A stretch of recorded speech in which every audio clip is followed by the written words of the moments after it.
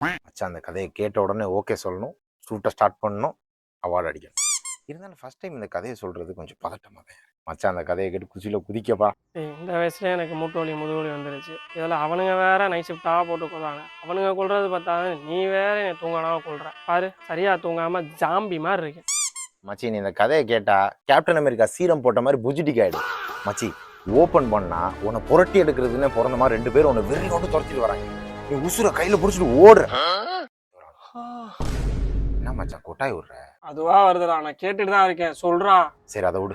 உசுரை கையில பிடிச்சிட்டு ஓடுன நீ ஒரு அக்கா வீட்டுக்குள்ள போய் நுழையிற. திடீர்னு அந்த அக்கா உன்னை பார்த்துட்டு யாரா நீ பொறுக்கி பையில வெளியே போடா அப்படின்னு சொல்லி கத்தி ஊரை கூட்டுது. நீ உடனே அந்த அக்கா காலை பிடிச்ச அக்கா என்னை காப்பாத்துக்கான்னு சொல்லிட்டு கதற கெஞ்சிர அந்த அக்கா இடுப்புல உட்காந்துருக்கு. குழந்தை பார்த்து அழுவுது. அதை பார்த்து ஆடியன்ஸும் அழுகுறாங்க. மச்சான் எங்கடா போற? என் அக்கா பொண்ணுக்கு 1/2 வயசு இருக்கும் போது எழுத ஆரம்பிக்கிறேன்னு சொன்னேன். இப்போ 1 வயசு முடிஞ்சு பிறந்த நாளே கொண்டாடியாச்சு. இத்தனை நாள் இதான் எழுதியிருக்க நீ. ஆமா மச்சான், மாச கணக்கா மண்டியா கசக்கி எழுதிருக்கேன்டா. இந்த சீனு சுப்பிரமணியபுரத்துல வருதுன்னு உனக்கு தெரியவே தெரியாதுல?